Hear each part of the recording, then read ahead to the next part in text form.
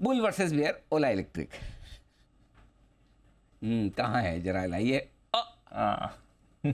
आशीष आप आए, हमारे फेवरेट। ओह ओके, तो हमारे favourite bull versus bear Ashish और नुपुर हमारे साथ है।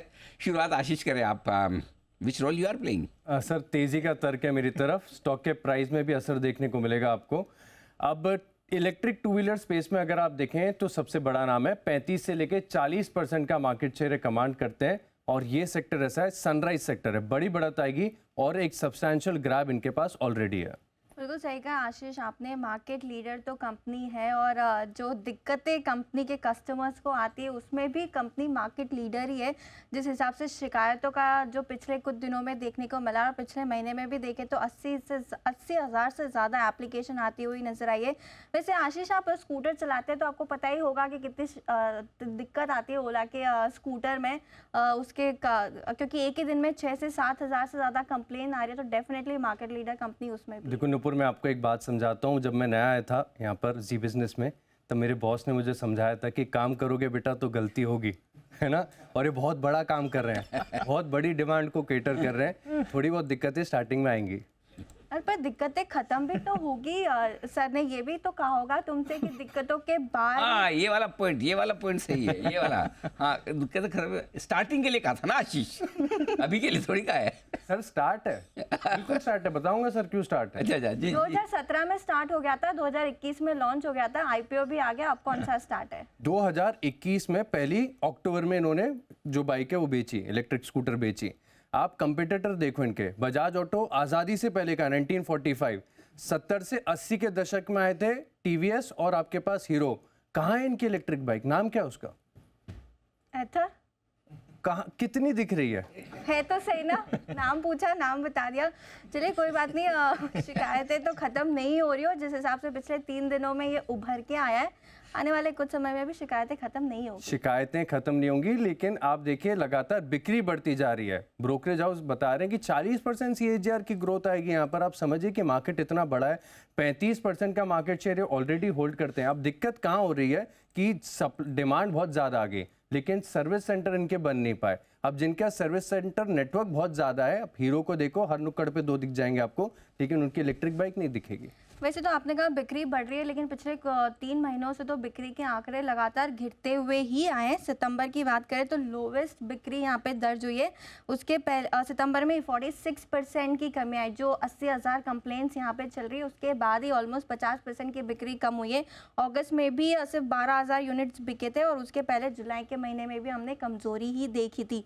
तो मार्केट शेयर जो अभी कंपनी ने वो कभी कोई नया प्रोडक्ट आता है और डिस्काउंट मिलता है तो ऐसे पेनिट्रेट कर लेता है, लेकिन जब उसकी सच्चाई बाहर आती है कि भाई इसमें तो इतनी तकलीफ है, इतना 35% मार्केट शेयर ऐसे ही हो गया। वो उसके बाद जब दिक्कतें आती है ना, तब रियलाइज होता है कि अब ये प्रोडक्ट यहाँ से दिक्कतें आई हैं, दिक्कतें दूर भी हो जाएंगी। टेक्निकल ग्लिचेस हैं, थोड़े से माल फंक्शंस हैं, और ये प्योरली इलेक्ट्रिक है तो इसमें सॉफ्टवेयर का भी बहुत बड़ा रोल होता है। धीरे धीरे प्रोडक्ट में भी डेवलपमेंट आएंगे। आप समझिए कि 4 ही साल हुए हैं और इतने बड़े स्केल पर हुआ है। अच्छा ऐसा नहीं है, यहाँ से और बड़े प्लान्स है। ये फाइनल प्रोडक्ट है, लेकिन आगे जाके भी इसमें आपको बहुत सारे इंप्रूवमेंट्स देखने को मिलेंगे।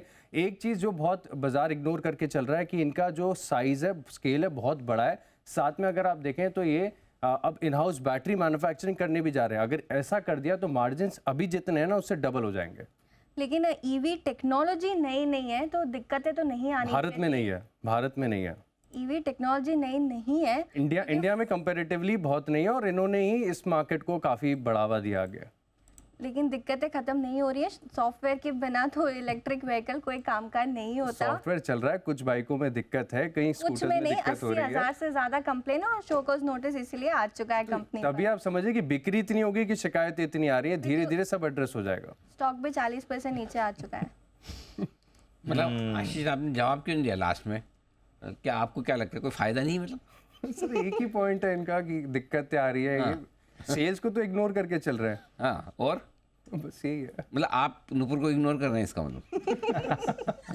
बिल्कुल कि भाई कोई भी लास्ट में तो यही बोलेंगी। हाँ एक ही पॉइंट ले लिया सर, सोशल मीडिया से इन्फ्लुएंस हो गई है। सोशल मीडिया होता है इन्फ्लुएंस करने के लिए। ये बात तो सही है एकदम बिल्कुल। आइए बंसल जी, कुछ विशेष टिप्पणी आप दोनों पर करना चाहते हैं? जी बंसल जी। देखिए, पहले तो मैं नूपुर को बोलना चाहता हूँ, नूपुर आज आप में वो स्पार्क ना मिसिंग था। और पहले मैं आशीष से पूछता हूँ, आशीष कह रहे हैं ना कि मेरे बॉस ने सिखाया था काम करोगे तो गलती होगी। हाँ बॉस ने सिखाया था काम करोगे गलती होगी, बट ये तो नहीं सिखाया था गलती होने पर बदतमीजी करोगे आप। 80,000 कंप्लेंट्स पर मंथ आ रही हैं, 80,000 कंप्लेंट्स पर मंथ आ रही हैं। और दूसरा मोस्ट इंपॉर्टेंट क्या है आशीष, इसको आप जैसे लोग यूज नहीं कर रहे हैं। ये स्विगी जोमेटो जो मतलब कि रेगुलर जो डेली अर्निंग वाले लोग हैं वो इसको यूज कर रहे हैं। और ये ना इतिहास साक्षी है आशीष की, जिस मालिक ने बदतमीजी करी है कस्टमर के साथ, कितना भी बड़ा होना वो खत्म हो जाता है। साउथ दिल्ली का एक फेमस मतलब कि हलवाई है, उसके छोले भटूरे अनिल जी फेमस थे। उसके कभी आप बोलो कि छोले कम दिए हैं तो कहता था तोल लो जाके, अनिल जी कहता था तोल लो और 200 ग्राम मिलेगा। बिजनेस खत्म हो गया, हल्दीराम आ गया है। और ये नहीं है कि लेकिन बंसल जी आपका पॉइंट तो सही है, लेकिन आपका पॉइंट 100%, लेकिन यहाँ लागू नहीं हो रहा। कामरा साहब थोड़ी ओला का स्कूटर चलाते हैं जो ट्रोल कर रहे हैं। ये भी बात सही है। वो थोड़ी कस्टमर वॉइस को रेस कर रहे थे अनिल जी, दूसरों की आवाज को रेस कर रहे थे अनिल जी, गरीब लोगों की आवाज को रेस कर रहे थे अनिल जी। चलाता तो मैं भी नहीं हूँ, बट कंप्लेंट्स तो आ रही है ना, दिख रहा है। ओके कंप्लेंट्स तो आ रही है। वहां पर स्कूटर जो हैं इनके आउटलेट के वर्कशॉप के बाहर पड़े हुए हैं, ठीक भी नहीं कर पा रहे हैं। चलो एक मिनट दूसरी चीज अनिल जी, अरे most अरे important आप चीज क्या है आपके सीनियर चोपड़ा साहब भी जरा उनकी भी ओपिनियन अनिल जी, लीजिए। हाँ हाँ अनिल जी, जल्दी से बोलो।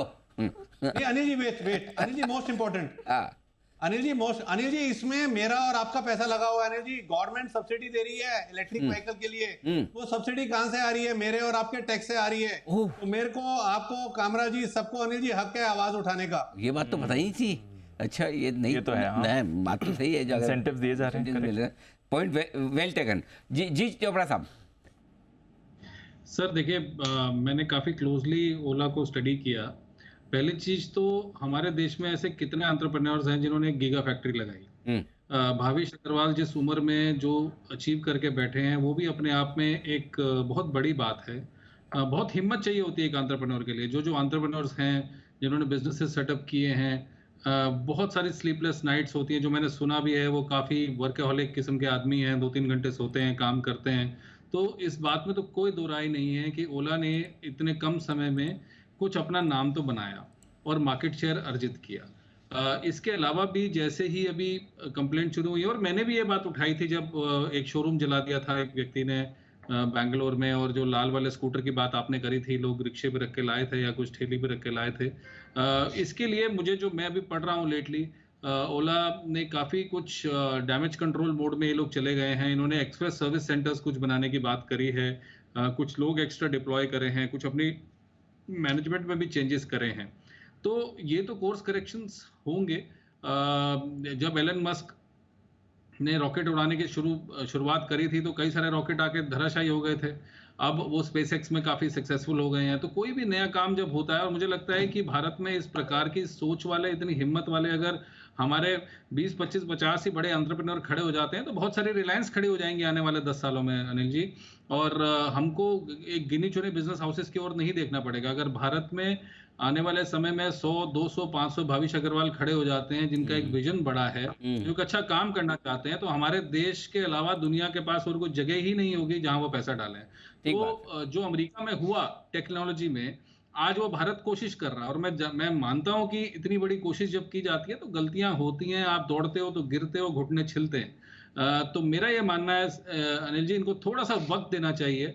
और निश्चित रूप से अगर मैनेजमेंट ये शो देख रही है तो उनको रिन्यूड फोकस करना चाहिए। अभी मत लॉन्च करिए नए मॉडल, आप अपने पुराने सिस्टम को get your house in order जैसे अंग्रेजी में कहा जाता है, तो वैसा कुछ करना चाहिए। मगर ये एक बहुत ही ब्रेव और बहुत ही मैं कहूँगा बुलंद शुरुआत की है किसी इंडियन एंटरप्रेन्योर ने इस लेवल पे। और मुझे मौका भी मिला था, मैं बैंगलोर गया था तो मैंने ओला की फैक्ट्री देखी थी। बहुत बड़ी फैक्ट्री बनाई है। ऐसी बहुत कम फैक्ट्रीज हैं। ऐसा लगता है कोई जैसे टाटा स्टील का या किसी बड़ी कंपनी का कोई स्टील प्लांट है, इस तरीके से है। तो उन्होंने जो किया तो कमेंडेबल है।